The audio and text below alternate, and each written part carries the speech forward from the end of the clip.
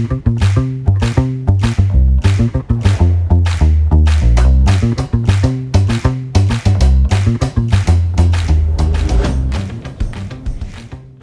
salut! Eu sunt Vanessa, iar astăzi m-am gândit să-ți prezint o oportunitate unică pentru tine, omul care apreciază confortul, eficiența și eleganța.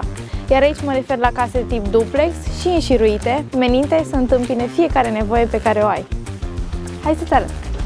Această investiție ideală se află pe strada Someș, în Chișoda, în comuna Giroc, la doar 10 minute de oraș, însă, foarte important, ferit de fluxul Timișoarei. Fiecare locuință are suprafața utilă de 120 de metri pătrați, plus terasă și balcon, iar terenul aferent este de 250 de metri pătrați împrejmuit, amenajat cu pavaj, gazon și loc de parcare.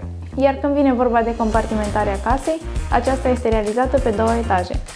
În plus, beneficiezi de centrală termică pe gaz, încălzire în pardoseală în toată locuința, cu termostat pentru fiecare cameră în parte, dar și climatizare. Într-o zonă rezidențială, unde străzile sunt iluminate și asfaltate, cu multă natură și spații verzi, cu acces facil către zone de agrement, precum și mijloc de transport comun, acestea toate creează un cadru perfect pentru o comunitate cu familii tinere.